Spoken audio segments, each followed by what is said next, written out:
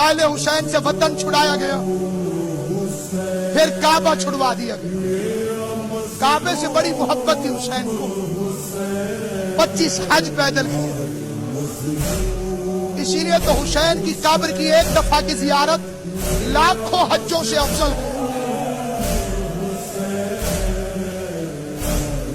हज वाजिब अपनी जगह, हज मुस्तहब। उसने काबे को छोड़ और कहने लगा खुदा के घर तू आबाद, मैं जा रहा हूं।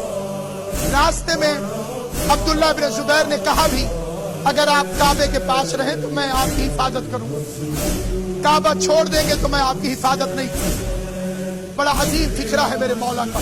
फरमाया इब्ने जुबैर अगर कभी वक्त आए तो काबे की ढाल बनना, काबे को अपनी ढाल न बनो।